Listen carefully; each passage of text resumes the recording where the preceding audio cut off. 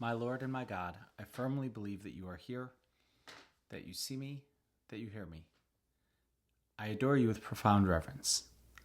I ask your pardon for my sins and the grace to make this time of prayer fruitful. My Immaculate Mother, Saint Joseph, my Father and Lord, my guardian angel, intercede for me. We are reading in our Sunday Mass readings from the Gospel according to St. Matthew, now that we're firmly back in ordinary time, and we're here in chapter 10, where Jesus is giving instructions to the apostles. They are our instructions as well for all works of apostolate, that anytime we're considering how we're going to spread the gospel, how we're going to evangelize, the handbook for how to do that is the 10th chapter of Matthew's Gospel, these instructions to the 12 apostles on how they're to conduct themselves on mission. And in the section we read today, we have the importance of integrity as apostles. That if we're going to be doing apostolate, if we're going to be apostles, that it has to be the core of who we are, and that our relationship with you, Jesus, it can't be something superficial, and it can't be something that we put on and take off. It can't be just part of who we are, that we are apostles. We don't just do apostolate, we are apostles.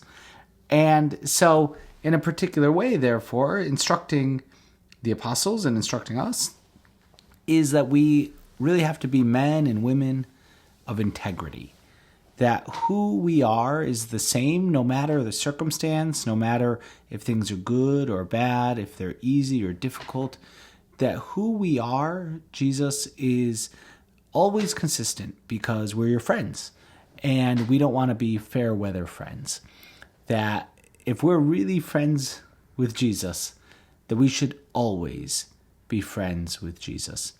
It can happen from time to time in friendships that a friend of ours may get into trouble, or they may no longer be popular. They may have any number of circumstances that change in their life that make it such that our being their friend is no longer necessarily socially beneficial for us.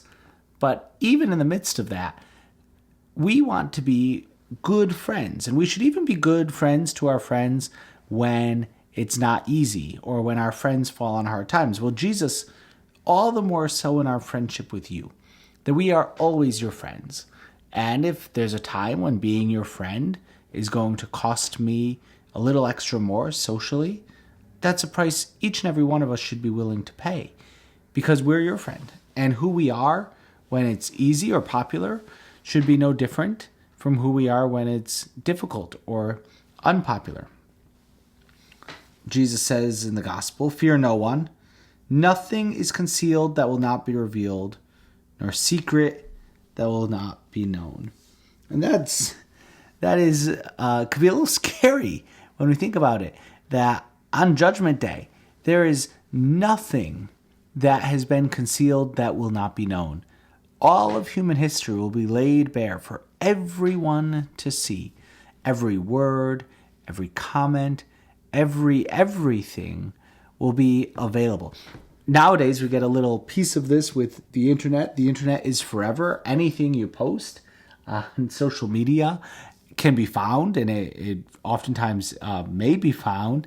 Any comment, every episode of 10 Minutes with Jesus is well available for the internet to go and to find. It's like, well, in that meditation, in that time, this one person said this comment, it's all there. But because of that, and it'll be infinitely more so on Judgment Day, we should be sure that every word that we say and everything that we do is something that we will want all of the angels and saints to see on Judgment Day. That we'll want all of our friends and family. We got to act in a total way that is full of integrity, to be real men and women of integrity. That what I say, I don't say one thing when I'm with one crowd and another thing when I'm with another crowd. Rather, we always let our yes mean yes and our no mean no, as we heard earlier in the Sermon on the Mount. That we always conduct ourselves as friends of Jesus. And if we ever are tempted in a moment when maybe no one's looking and no one will find out to not be faithful to Jesus, well, we have to remember that all secrets are concealed only for a limited time. And then eventually it all comes out publicly. And so we would rather that we always conduct ourselves. If I knew someone was going to listen to this conversation, that how would I say it and what would I say differently? It could be one of the most terrifying social things in the modern world to accidentally send a text message intended for one person to the wrong recipient, or to have something that was meant for a small group of people posted publicly on social media. And when those things are maybe uncharitable or they're not meant in that way, that could be a very terrifying thing. Again, we know that very much in our modern age, but that should be a reminder to us when those accidents may happen, that there's nothing that we say, nothing that we write, nothing that we text, nothing that we post, nothing that we record, that we wouldn't be okay with people seeing. And we conduct ourselves always in that way. And so there should be a high bar that even in private, even in a one-on-one conversation, I want to conduct myself that people will hear and see this. Hopefully, if it's meant to be confidential, not right now, but definitely on Judgment Day, things are confidential only for a shelf life, that ultimately it all does come out at the end of the world. And so we conduct ourselves with that real integrity. In Jesus, we need that integrity to be apostles. That if we're really going to be apostles, that we have to be men and women of integrity. We have to share who we are, and we have to be honest in that. But then you go even further, Jesus. You say, what I say to you in the darkness, speak in the light. What you hear whispered, proclaim on the housetops. So that too, like Jesus, even the things that you say in darkness, you actually want us to share. You want us, what you whisper, Jesus, you want us to proclaim. And so when we do apostolate, it should flow from our interior life always. These are our instruction manual for being apostles. That our apostolate always flows from our interior life. That I prayed about this, and Jesus, you and I spoke about this, and in my prayer, these were the inspirations or the resolutions or the affections that came up, and now I can share them with people. That our prayer is never meant to just end in us. I had a really good time of prayer, and I feel so good, and I feel inspired, and it's about me.